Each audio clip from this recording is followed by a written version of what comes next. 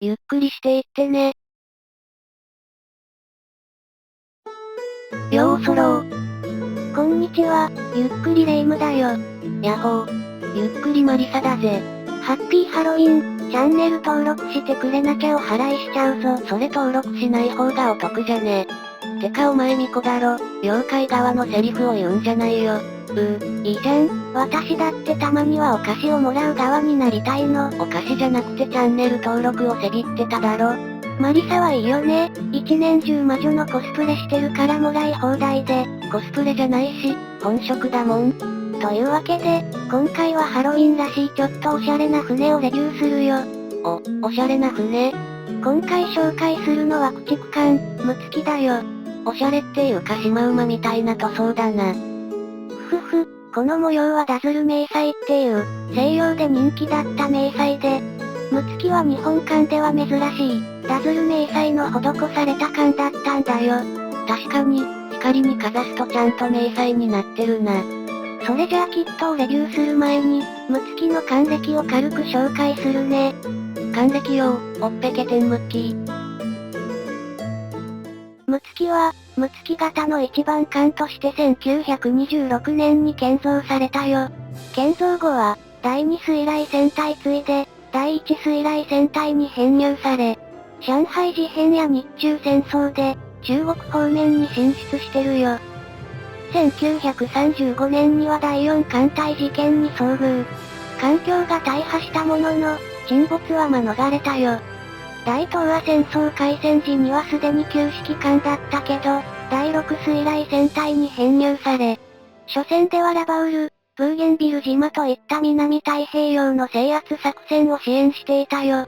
その後はガダルカナル島をめぐる一連の戦いに参加したものの、1942年に輸送船団の護衛中に、連合軍機からの攻撃を受け、沈没する輸送船の救援を行っている最中、自身も爆撃を受け沈没してしまったよ。以上がムツキの艦歴だよ。ムッキー言うな。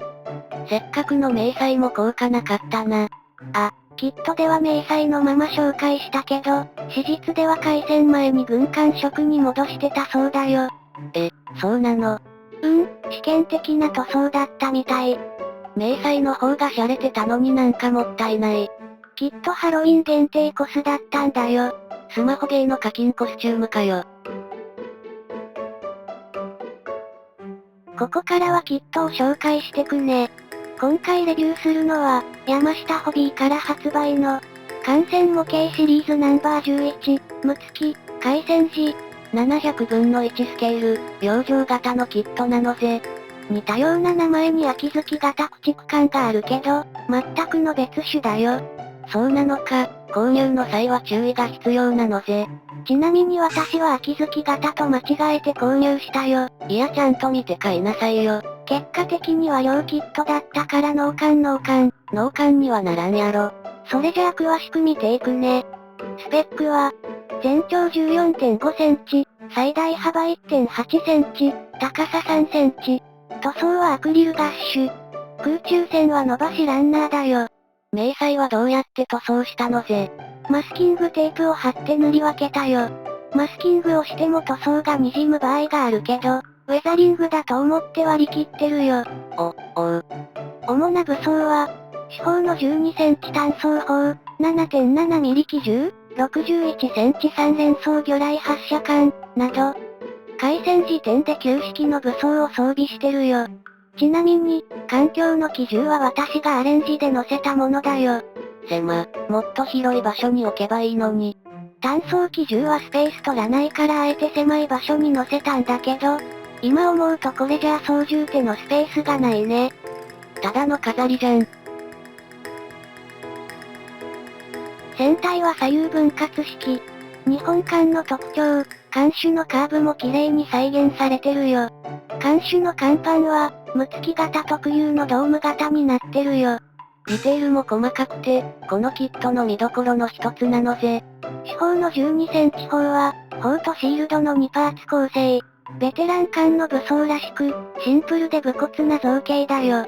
魚雷発射管は4パーツ構成。作るのが少し大変だけど、その分ディテールは他のキットのものより精密に作られてるよ。かなり細かくパーツ分割されてるんだな。魚雷発射管に対する愛を感じるね。山下ホビーに、魚雷発射管ファンクラブの会員がいるのかな？そんなコアなファンクラブあるか？環境は、艦首と同様曲線的な造形をしてるよ。正面から見ると、不高い部分にくびれのある悩ましい環境だよ。ここまで細いとくびれじゃなくてくぼみだよ。全部マストはスレンダーな一脚マスト。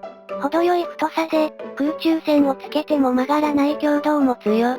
中央構造物は駆逐艦でよく見る構図だよ。煙突は小柄なムツキにしては大きく、象の足みたいなどっしりした造形だよ。じゃあドラゴンじゃなくて象の画像使えよ。煙突周りは魚雷用の設備が集まっているよ。魚雷は、甲板上のレールを使って運搬してたけど、キットでもレールのモールドが丁寧に再現されてるよ。発射管が端にあるから、レール使っても運ぶのが大変そうだな。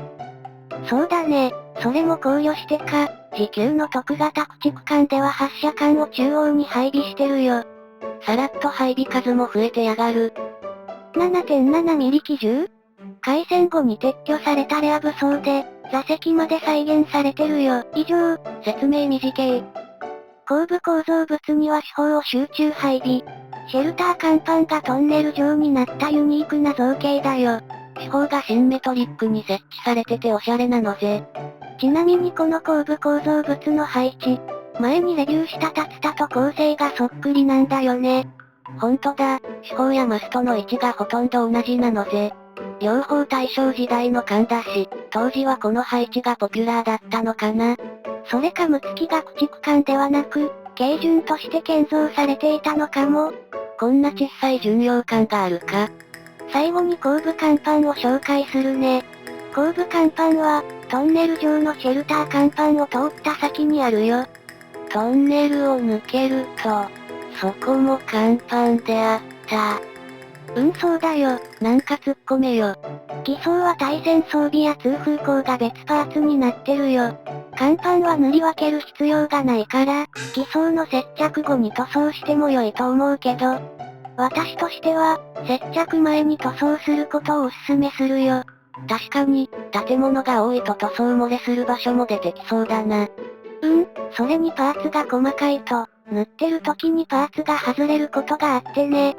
私の場合だと、全部甲板の通風口がいくつか行方不明になったよ。これパーツの穴だったのか、ディテールかと思ったぜ。パーツは目下捜索中だから、見つかるまでもう少し待ってね。いや見つけてから動画にしろよ。以上が山下ホビー、ムツキのレビューだよ。特型やカゲロウ型とは違うムツキ型特有の船体、武装を、専用パーツを多用して再現されたキットだったよ。ただ、細かい偽装が多いから、難易度は若干高そうだな。模型を少し作り慣れた人におすすめのキットかな。